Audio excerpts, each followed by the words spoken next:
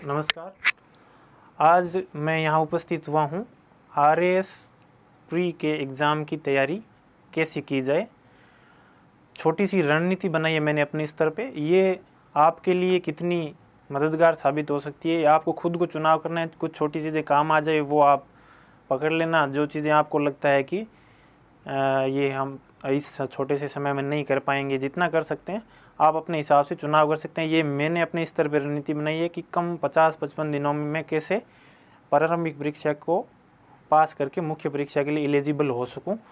तो ये मैंने अभी एनालिसिस किए पुराने पेपरों को। जैसे एक समझदार आदमी करता है कि जिस परीक्षा को देने की लिए जा रहा है, पहले उन जो परीक्षाओं में किस तरह से प्रश्न पूछे गए, किस सेक्शन पे ज़्यादा जोर रहा, कौन सी जो पेपर पर्सन है, जो सेक्शन है उस पे मैं ज़्यादा बल दूं तो सरलता से नंबर पाए जा सकते हैं। ये छोटी चीज़ें हैं।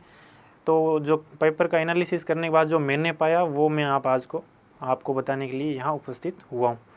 वो है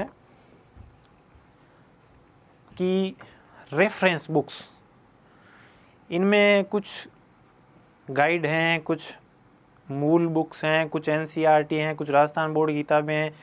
तो कुछ किताबें जो अगर आप नहीं पढ़ पा रहे हो तो कोई वो इतना परेशानी में आने वाली बात नहीं है। बस जो बेसिक किताबें मैंने यहाँ पे दी है उनको एक बार आप पढ़ लेंगे तो ज़्यादातर क्वेश्चन हर साल पिछले 5 मैंने प्री के एग्ज़ाम देखे हैं। 2013 में जो 2 बार हुआ, 15 में हुआ, फिर 16 में हुआ, फिर 18 में हुआ, सब में लगभग इन पुस्तकों से क्वेश्चन आ रहे हैं। तो ये मैंने एक बार आपके रेफरेंस के लिए लिखी है, नहीं हार्ड एंड फास्ट कुछ नहीं है कि इन्हीं पुस्तकों से क्वेश्चन आते हैं।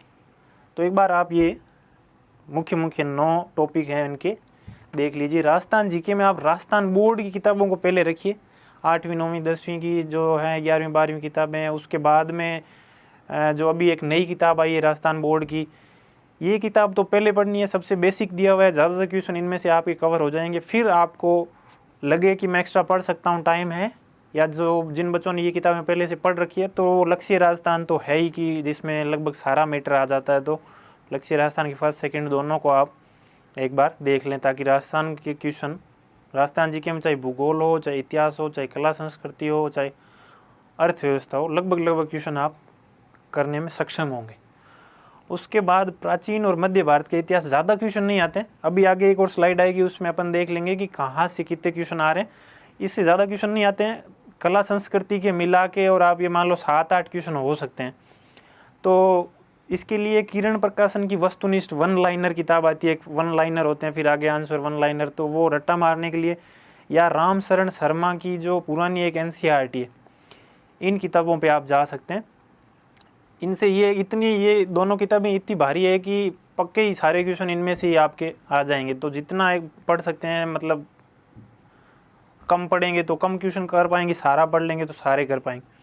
आधुनिक भारत का इतिहास तो फैक्ट बेस्ड ज़्यादा चलती है। RPSC स्पेक्ट्रम आप फॉलो कर सकते हैं। NCERT में थोड़े फैक्ट कम हैं। और आगे मैं आपको बताऊंगा कि किस कठिनाई के स्तर के प्रश्न पूछे जाते हैं, कौन से टॉपिक्स में से जो ट्रेंड रहा है।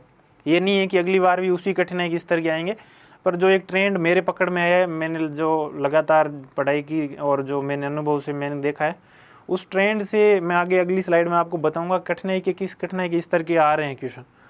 तो उस हिसाब से मैंने देखा है कि आधुनिक भारत के इतिहास के प्रश्न आप स्पेक्ट्रम से कवर कर सकते हैं। छोटी सी बुक है पर है उसमें खूब। फिर भारत का संविधान, भारत के संविधान में जो कठिनाई का स्तर है वो मौर्य द्विवेदी नाम की जो एक पुस्तक है उसमें से आपके कवर हो जाएंगे। इसमें कठिनाई का स्तर थोड़ा सा ज़्यादा रहेगा। कठिनाई का स्तर का मतलब है कि फैक्ट हैं, आंकड़े हैं, जो अपन सोचते नहीं है कि ये प्रश्न पूछेगा, वो प्रश्न लगभग इसमें से मिलेंगे। मैं आप आगे उदाहरण सहित बताऊंगा कि ऐसे क्वेश्चन आते हैं। फिर भूगोल की बात करें तो भूगोल में NCERT काफ़ी है। भूगोल में चाहे भारत का भूगोल हो, चाहे विश्व का भूगोल हो, और राजस्थान का भूगोल आपका लक्ष्य में रेंज में राजस्थान बोर्ड से कवर हो ही जाएगा। तो भूगोल में ज़्यादा दिक्कत नहीं आएगी। कठिनाई के स्तर, पहले कठिनाई के स्तर के क्वेश्चन आते हैं फर्स्ट लेवल के। फिर राजस्थान की राजनीतिक एवं प्रशासनिक व्यवस्था में हिंदी ग्रंथ अकादमी की एक किताब आती है, उसमें से आप अच्छे से कर सकते हैं। लोकायुक्त है, मानवाधिकार आयोग हैं, और कैसे संभागीय आयुक्त की व्यवस्था है, कैसे जो प्रशासन की व्यवस्था है। फिर आप अर्थशास्त्र की बात करें तो अर्थशास्त्र में जो इकोनॉमिक्स के बेसिक कॉन्सेप्ट हैं वो सारे आप कहीं से भी कर सकते हैं। कोई टीचर की कोई क्लास हो, चाहे जैसे मुरनाल एक यूट्यूब पे फ्री में वीडियो बने हुए हैं, 40-50 एक वीडियो हैं, वैसे वो यूपीएससी के हिसाब से बनाए हुए हैं, पर आप उनमें से जो टॉपिक आरएएस के सिलेबस के हैं उन टॉपिकों के आप वीडियो देख लीजिए। तो वो बेसिक कॉन्सेप्ट आपने को देखना है कि मुद्रास्फीति क्या है, किस किस तरह से मुद्रास्फीति बढ़ सकती है, अगर मुद्रा का मूल्य इस तरह से वैश्विक बाज़ार में कम ज़्यादा होता है तो भारत में क्या प्रभाव पड़ेगा, अगर जो है रिजर्व बैंक ऑफ इंडिया है वो नीतिगत दरों में बदलाव करता है तो बाज़ार पे क्या प्रभाव पड़ता है, मुद्रास्फीति पे क्या प्रभाव पड़ता है, कौन से सेक्शन को फ़ायदा होता है, कौन से, सिंपल चीज़ें हैं बहुत ही। तो ये आप अर्थशास्त्र पे मुरनाल फॉलो कर सकते हो, मेरे हिसाब से इससे बेसिक आपके कवर हो जाएंगे। राजस्थान की अर्थव्यवस्था से क्वेश्चन है तो सारे ही आप ये मान के चलो कि इकोनॉमिक सर्वे के इर्द गिर्द पूछे जाते हैं। तो इकोनॉमिक सर्वे को एकदम अच्छे से करना है, इकोनॉमिक सर्वे को, उससे आपकी राजस्थान की अर्थव्यवस्था हो जाएगी। इकोनॉमिक सर्वे राजस्थान वाला। फिर विज्ञान एवं प्रौद्योगिकी की बात है तो सामान्य विज्ञान के जो क्वेश्चन है जिसमें जीव विज्ञान में रोग पूछ रहा है, भौतिक विज्ञान का कोई, रसायन विज्ञान के कोई सामान्य जो दैनिक जीवन में उपयोग आने वाले सूत्र हैं, चुनने के सूत्र हैं, तो जो आसान ये सारे ल्यूसेंट में मिल जाएंगे आपको। तो ल्यूसेंट सामान्य विज्ञान की जो छोटी वाली किताब आती है एक बार उसको पढ़ लें। विज्ञान एवं प्रौद्योगिकी में जो क्वेश्चन है अपन देख रहे हैं कि एक बार पूछा कि ब्लूटूथ और वाईफाई में किस तरह से टेक्निकल अंतर है, कितने मीटर तक कौन सा काम करता है, स्टेटमेंट दिए हुए थे। तो इनके बेसिक हैं जो टेक्नोलॉजी के, ये आप स्पेक्ट्रम की विज्ञान और प्रौद्योगिकी किताब आती है उससे आप कर सकते हैं। इसमें आप सिर्फ टॉपिक वाइज ही चलना, स्पेक्ट्रम की बहुत बड़ी किताब है विज्ञान प्रौद्योगिकी की, सारी नहीं करनी है, जो जो टॉपिक दिए उनको एक बार देख लेना है अच्छे से। उसके बाद में समसामयिकी है, समसामयिकी का बहुत ही इंपॉर्टेंट रोल है। तो जो भी आपको दे रहा है कोई किताब वाला जिसमें सारी आपको लग रहा है कि सारे टॉपिक जो आ रहे हैं इसमें समसामयिकी में वो कवर हो रहे हैं, इसमें कठिनाई का स्तर बहुत ज़्यादा रहता है समसामयिकी में। आप देखोगे आगे मैं आपको उदाहरण से बताऊंगा कि बहुत ही अनएक्सपेक्टेड क्वेश्चन जो सोचते नहीं है वो वाले आ जाते हैं। तो उस हिसाब से उस आप अच्छे से देख लेना कि वो किताबें, जैसे कलाम समसामयिकी में हर तरीके की जैसे समसामयिकों को शामिल करके इन्होंने जैसे जिस्ट पिछली बार तैयार किया, बहुत सारे क्वेश्चन आए थे, तो वैसे उस पर आप फॉलो कर सकते हैं। उसके बाद अपन बात करेंगे कि कठिनाई का स्तर। ये एक कॉन्सेप्ट है जो मैं आपको समझाना चाहता हूँ कि ये क्या है कठिनाई का स्तर। कठिनाई का स्तर जो है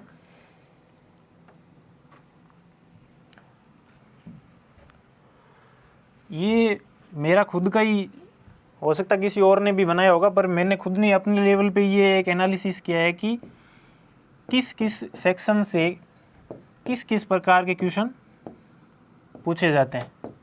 तो मैंने अपने लेवल पर ये 3 लेवल तैयार किए कठिनाई के स्तर के। फर्स्ट लेवल फर्स्ट किया एक, फिर level second, level third, 3 level बनाए हैं कि किस टॉपिक में से कहाँ से कठिनाई के स्तर तक जा रहा है आरपीएससी लगातार, जो पिछले 3, 4, 5 पेपर हुए उनमें से। ये एक तरह से मेरा एनालिसिस है।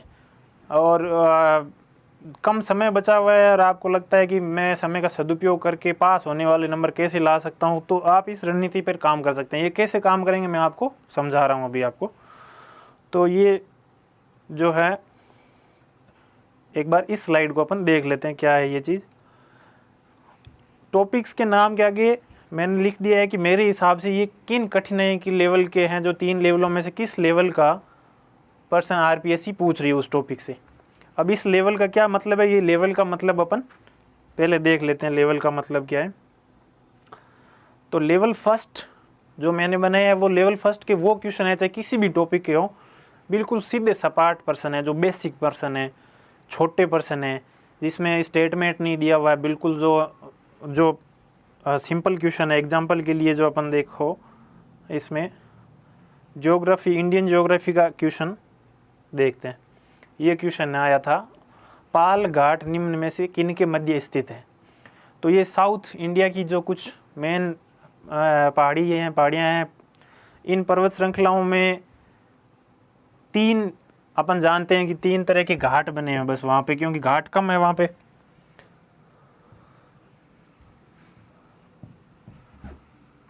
ये पाल घाट हो गया, एक थाल घाट है, एक भोर घाट।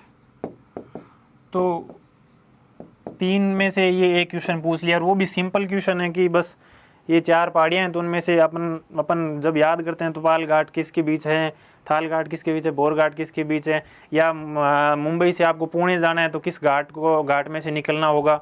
तो ये मतलब 4-5 लाइनों का जो आप मैटर है उसमें से आप आराम से जब पढ़ के जाते हैं तो क्वेश्चन मिल जाता है आपको। तो इस टाइप के क्वेश्चनों को मैं कहता हूँ कि ये लेवल फर्स्ट के क्वेश्चन। एक और क्वेश्चन देख लो आप, वर्ल्ड ज्योग्राफी का। ज्योग्राफी के सारे क्वेश्चन मुझे जो लगता है ये चाहे इंडिया के हों चाहे वर्ल्ड के हों, लेवल फर्स्ट पर ही पूछ रहे हैं। इसमें जो पर्वत शिखर हैं, जो बहुत ही कॉमन, बहुत ही जो सबसे आप जो रेलवे स्टेशन पर मिलने वाली किताबें हैं उनमें से आप देखोगे ना तो वो भी मिल जाएंगे कि 7 महाद्वीपों के सबसे सर्वोच्च शिखर कौन से, उनमें से किस देश में पड़ते हैं, एल्ब्रुस किस देश में पड़ता है, किलिमंजारो किस में है, माउंट कुक किस में, मैकिनले किस में। ये सबसे पहला सवाल उसमें वही होगा, वो जो पहले पेज पर।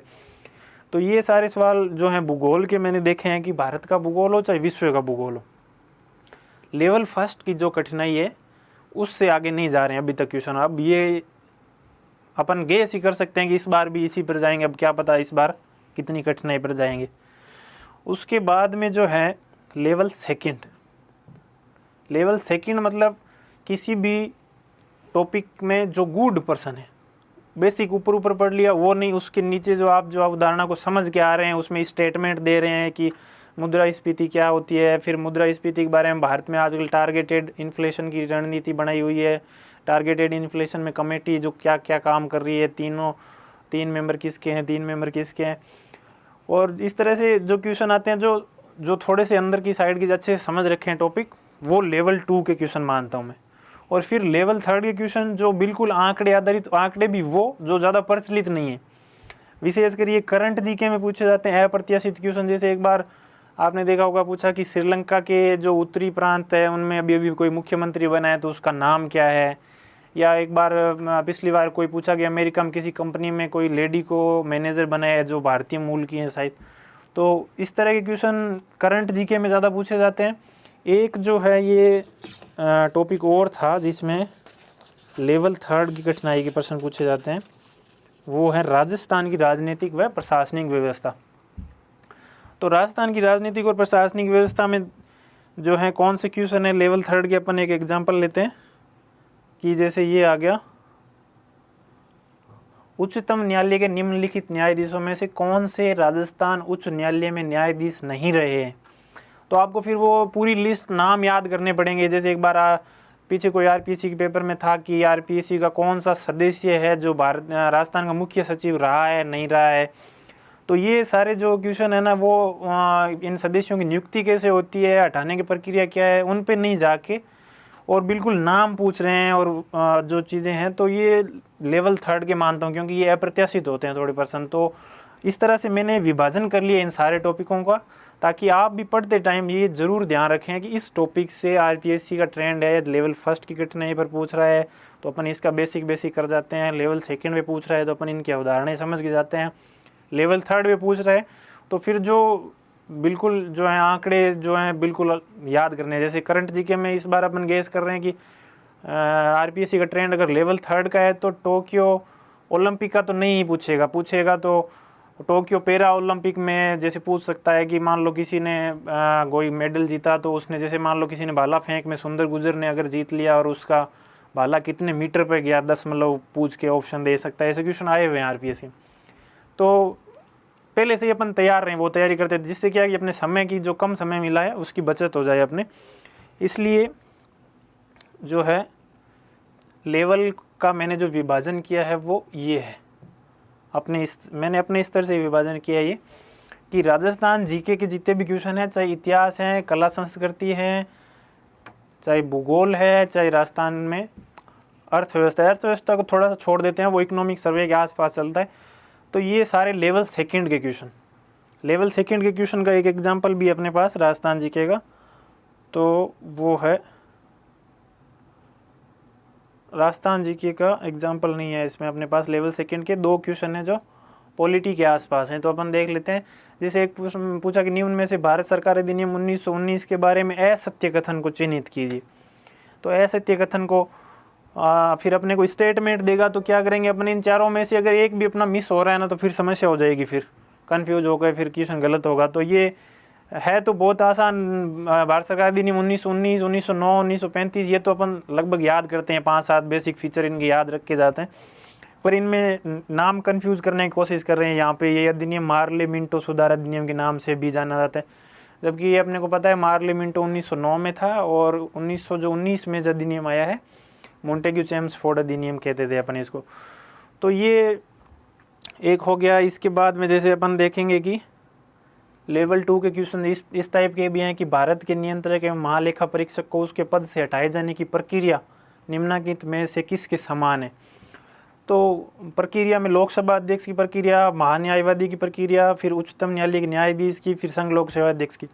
इनमें चलो ये दो तो अपन को पता है कि थोड़ा सा अलग प्रक्रिया अपनाते हैं। इनमें ये जो है इनमें कन्फ्यूज हो सकते हैं कि इसको कैसे हटाते हैं और इसको कैसे हटाते हैं।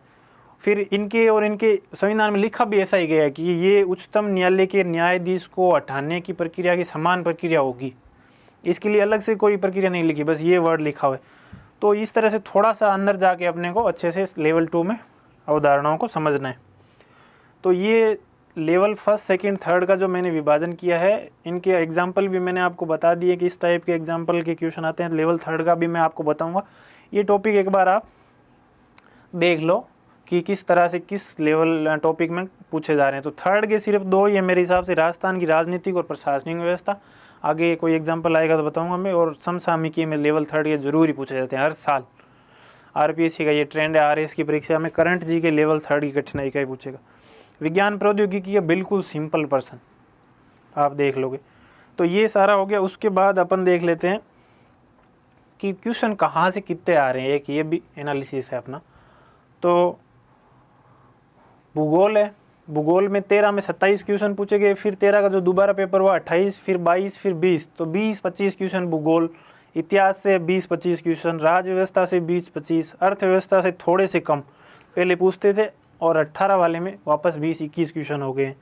साइंस टेक में वही 15-20 क्वेश्चन आ रहे हैं। तो ये दो चीज़ें जो मैं आपको बताना चाहूँगा, एक तो मैथ रीजनिंग और एक हो गया अपना करंट अफेयर्स। ये जो 40 क्वेश्चन है ना, 20 तो आप मैथ रीजनिंग के ले लीजिए और 20 ही करंट अफेयर्स के। ये 40 क्वेश्चन जो है ना, तुलनात्मक रूप से इनको अपन सही करके आए, इसकी संभावना ज़्यादा है। मैथ रीजनिंग अगर आपकी जिसकी अच्छी है, जिसको अच्छे से समझ में आती है, थोड़ा सा अभ्यास करके जाना है और वहाँ पे ध्यान से करना है, सिली मिस्टेक नहीं करेंगे तो अपन लगभग सारे क्वेश्चन सही कर सकते हैं। करंट अफेयर्स को सबसे ज़्यादा गेस कर सकते हैं कि ये ही प्रश्न आएंगे इनमें से। और होता ही कितना है कि एक अगर वार्षिकांक पढ़ के जा रहे हैं या कोई जिस्ट पढ़ के जा रहे हैं, 150-150 पेज का होता है, तो लगभग आंकड़े अपन 10 एक दिनों में, 5 एक दिनों में याद कर सकते हैं। तो ये क्वेश्चन 40% तो आप सही करो, तभी आपकी सबसे ज़्यादा संभावनाएं होगी। फिर अपन जो कठिनाई लेवल 1 के क्वेश्चन आते हैं उनमें ध्यान दें। तो इस रणनीति से मुझे लगता है कि आप 80-90 क्वेश्चन सही कर देंगे, उतना पर्याप्त है इस प्रीलिम्स के पेपर को पास करने के लिए। मेरा मानना है, ये ज़रूरी नहीं है कि आप लागू ही हो जाए, पर भरोसा कर सकते हैं आप। फिर अपन बात करते हैं लेवल 3 में, कुछ एग्जाम्पल ले लेते हैं। लेवल 3 का एक एग्जाम्पल देखो, ये है जो मैं बात कर रहा था। भारतीय मूल की एक अमेरिकी महिला को संयुक्त राज्य अमेरिका की सबसे बड़ी वाहन निर्माता कंपनी जनरल मोटर में मुख्य वित्तीय अधिकारी नामित किया गया है। उसका नाम क्या है? और नाम में भी ये कोशिश कर रहे हैं कि हम इसको दिव्या, दीपिका, देविका में कंफ्यूज करने की कोशिश करें। तो एग्जैक्ट जिसने अच्छे से याद करके रखा है वही सही करके आ सकता है। तो सारे ही करंट अफेयर्स के क्वेश्चन जो हैं लगभग इस कठिनाई के स्तर के होते हैं, जो अपन आशा ही नहीं करते हैं कि ये पूछा जाएगा। तो अपन आंकड़े, हैती का राष्ट्रपति का निधन हो गया, चाहे रोमानिया के राष्ट्रपति का निधन हो गया, चाहे कोई आंकड़ा आ रहा है, कोई मीटिंग, कहीं मान लो G20 की समिट हुई है, उसमें क्या मोटो था, या कोई जो इंडेक्स जारी हो रहा है उसमें इंडिया का स्थान क्या है, इंडिया के पड़ोसियों का स्थान क्या है, ब्रिक्स कंट्रीज़ में क्या तुलना है। एकदम निचले 3rd लेवल पे अपन को जाके और कठिनाई के, और अपने को कोशिश करनी है कि अपन तैयार करके जाएं करंट जीके को। ये आपको बहुत फ़ायदा दे सकता है। फिर मैंने जो आज मेहनत की उसमें से ये निकल के आया है कि ये 10 टॉपिक मान लो आप, चाहे बिल्कुल शॉर्ट टॉपिक हैं, ये घूम फिर के आरपीएससी की फेवरेट बन गए कि गुर्जर प्रतिहार वंश में नागभट्ट है तो नागभट्ट का समय कब था, नागभट्ट की उपाधियाँ क्या थी, या गुर्जर प्रतिहार कालीन जो स्थापत्य है, मंदिर हैं, है बिल्कुल छोटा सा टॉपिक। इससे बड़े बड़े राजस्थान में हिस्ट्री की टॉपिक है, लेकिन पक्का ये 1-2 क्वेश्चन आपको यहाँ से मिल जाएगा। फिर राजस्थान की जो जनजातियाँ हैं उनके नृत्य, घूम फिर के 5-6 जनजातियाँ ग्रासियों के और शहरिया है, इनके आप 4-4, 5-5 नाम है, कोई कोड वर्ड बना के और इनके जनजाति के नृत्यों के नाम याद ज़रूर रखें। फिर उनमें आप ये भी याद रख सकते हैं कि कुछ कुछ नृत्य जो है उनमें वाद्य यंत्रों का प्रयोग ही नहीं होता, या केवल महिलाएं कर सकती है, केवल पुरुष कर सकते हैं। छोटा सा ये फेवरेट टॉपिक है, तो इनको ज़रूर ही सबसे प्राथमिकता दें। ये सिर्फ मेरा अनुभव है, बाकी आप देख सकते हैं। फिर किसान आंदोलन जो हुए थे राजस्थान में आज़ादी से पहले, प्रजामंडल आंदोलन जो हुए थे, उनमें से ज़रूर ही आपको 2-3% मिलते रहेंगे हर साल जो प्रीलिम्स हुआ है उसमें। उस समय जो समाचार पत्र चाहे विजय सिंह पथिक ने जो जारी किए हैं, उनके जो निर्देशन में हुए हैं, चाहे रामनारायण चौधरी थे, तो उन समाचार पत्रों में क्या लिखा जाता था, कौन से किस साइड के पत्र, कुछ समाचार पत्र जैसे अंग्रेजी सरकार को परेशान नहीं करते थे, कुछ जो हैं बहुत ही फेमस थे किसान आंदोलन के समर्थन, विजय सिंह पथिक और ये लोग थे। कहाँ से निकलता था, मुख्य संपादक कौन था, 2-3 बातें। तो ये समाचार पत्र का पक्का ही रहता है कि 1-2 क्वेश्चन आ जाएगा। फिर ये WG मतलब वर्ल्ड जियोग्राफी में मैंने देखा है ये टॉपिकों के जो नाम है ना, वो सिलेबस में बस सीधा वहाँ से प्रश्न। पर्वत का अपन ने जैसे देख लिया, पर्वत का सीधा क्वेश्चन। नदियाँ हैं तो जो बिल्कुल जो फेमस नदियाँ, नील नदी है, अमेजोन है, या जो झीलें हैं फिक्स, जो 5 बड़ी झीलें, सुपीरियर है, ह्यूमन है, उनका नाम है, या जो नहरें हैं, पन्नामा है, स्वेज है, तो इनमें मान लो कब बनाई गई, कब इनका राष्ट्रीयकरण हुआ। स्वेज का 1956 में राष्ट्रीयकरण हुआ, पनामा में लोक पद्धति है, जो एकदम उनकी बेसिक चीज़ें। खाने हैं जो रूर हैं, सार हैं, जर्मनी में, फ्रांस में जो हमेशा फेमस रही है, कोयला की है, लो की है, एकदम जो बेसिक है उनमें से पक्के 1-2 क्वेश्चन आ रहे हैं, तो आप इनको एक बार ज़रूर ही देखे जाएँ।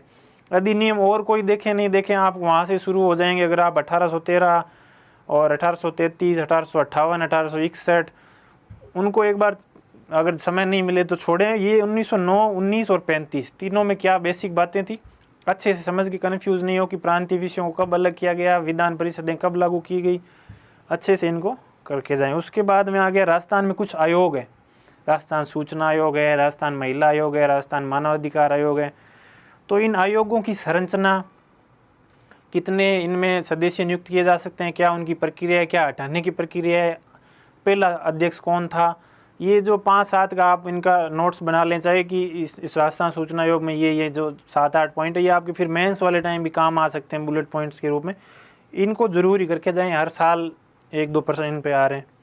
फिर सूर्य मंदिर, जैन मंदिर, राजस्थान में 5-5, 7-7 मंदिर होंगे सारे ही। सूर्य मंदिर तो 2-3 ही होंगे, जैन मंदिर 5-7 होंगे। इन पे ज़रूरी 1-2% आप देखेंगे। फिर ये DGNP की जगह IGNP है, इंदिरा गांधी नहर है। इंदिरा गांधी जो नहर है पश्चिमी राजस्थान में, उसकी लिफ्ट नहरें हैं, चाहे शाखाएं हैं, उनमें किस जिले में आती है, उनका उपनाम क्या है, नाम क्या है, कहाँ तक पहुँचती है, या किसी बहुत ज़्यादा कंवर सेन जैसे बड़ी है सबसे, तो उसकी फिर दूरी कितनी है, तो इसको एक बार IGNP को अच्छे से करके जाएं।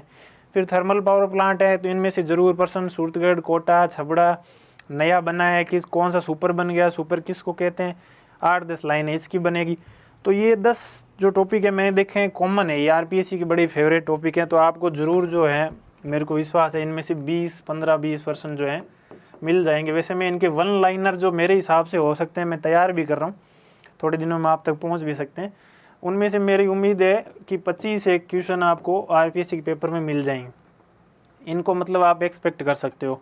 अब इस साल आपकी किस्मत में क्या है वो तो फिर नहीं पता अपने को। उसके बाद में एक चीज़ जो है लास्ट में अपन देख लेते हैं, वो है पेपर अटेंड करने का तरीका। ऑब्जेक्टिव पेपर जो है, मैं आपको बताना चाहूँगा कुछ चीज़ें। ऑब्जेक्टिव पेपर में अगर आपको तरीका आता है पेपर अटेंड करने का, तो काफ़ी चीज़ें जो है आपके लिए आसान हो जाती है। ऑब्जेक्टिव पेपर में आप क्या है, सबसे पहला जो मेथड आपने सीखा ही होगा कहीं ना कहीं, एक तो elimination method. Elimination method UPSC जैसे कुछ जो है टफ एग्ज़ाम है उनमें तो ये एक एक पर्सन सही कराने में बहुत ही मदद करता है। यहाँ पे भी कभी कोई टफ क्वेश्चन मिल गया और आपके पास टाइम है तो ये कुछ चीज़ें जो हैं आप लागू करके 5-7 क्वेश्चनों का फ़ायदा उठा सकते हैं। एलिमिनेशन मेथड क्या हो गया कि आप 4 ऑप्शन में से आप एकदम अच्छे से आपको नहीं पता कौन सा आंसर है, तो आप एक काम कर सकते हैं कि एक डी तो पक्का ही नहीं होगा, ये मान लो अपने दिमाग में आ गया कि डी तो पक्का ही नहीं होगा, तो डी को अपन ने एलिमिनेट कर दिया। अब इन 3 में दिमाग लगाना है। फिर चलो अभी अपने को याद नहीं आ रहा, फिर पेपर दूसरा हिस्सा करते करते फिर अंत में अपन वापस आए, फिर अपने को याद आया नहीं बी भी नहीं होगा, तो अब मामला रह गया ए और सी में, तो अपन 50-50 में यहाँ पे चांस ले सकते हैं। तो एलिमिनेशन मेथड क्या करता है कि कभी कभी आपको 2 ऑप्शन अगर आपने एलिमिनेट कर दिए तो 2 ऑप्शन बच जाते हैं, उनमें आप चांस लेके आ सकते हैं, क्योंकि माइनस मार्किंग 1/3 है और अगर आप यहाँ पे करके आ रहे हैं तो 50% चांस है। तो ये एक जो है मैथ का जो है प्रोबेबिलिटी वाला फॉर्मूला यहाँ पे चल जाएगा कि मान लो 4 क्वेश्चन हैं, मेरे को चारों ही बिल्कुल नहीं आते और मैंने एलिमिनेशन मेथड पे चल के मुझे भरोसा हो रहा है कि मैं एक तो पक्का ही सही कर दूंगा, इनमें से तो एक सही और उन 3 गलत को आप तो वापस उसी जगह रह गए अगर अटेंड नहीं करते तो भी।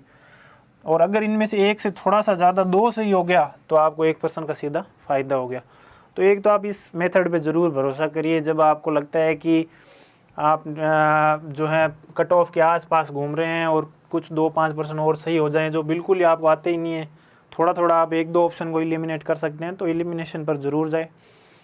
और पहले से ही आप कट ऑफ का अध्ययन करके जाएं, यहाँ तक कट ऑफ जाती है, फिर आप देख लें आपके कितने जो हैं पर्सन सही हो गए पहली बार में, ये तो पक्का ही सही हो रहे हैं, फिर आप उसके अगर आसपास हैं तो कितने और एक्स्ट्रा करने हैं। कभी कभी ये होता है कि बहुत टफ पेपर होता है और अपन को लगता है कि नहीं मेरे से तो 150 में से क्या है अभी तक 50-60% ही सही हुए हैं, तो इस बार मेरा तो सिलेक्शन होगा नहीं, और अपन उल्टे पुल्टे जो हैं 20-30-50 फालतू ही क्वेश्चन कर दिए, तो बाहर आते हैं तो पता चलता है सबके ही इतने ही सही हो रहे थे, वो तो कट ऑफ नीचे जाने वाली थी और मैंने माइनस मार्किंग में खुद को। तो ये सारी चीज़ें जो हैं पहले से ही आप क्या है कि दिमाग में बिठा के जाएं कि पेपर को अटेंड करने में भी मेरे को बहुत सावधानी रखनी है, सिली मिस्टेक्स नहीं करनी है मुझे वहाँ पे।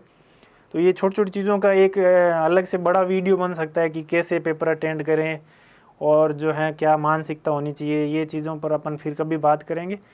ये जो छोटी छोटी चीज़ें हैं अगर आप इनसे आपको कोई सहयोग मिल सके तो ज़रूर इन पे ध्यान दीजिए। धन्यवाद।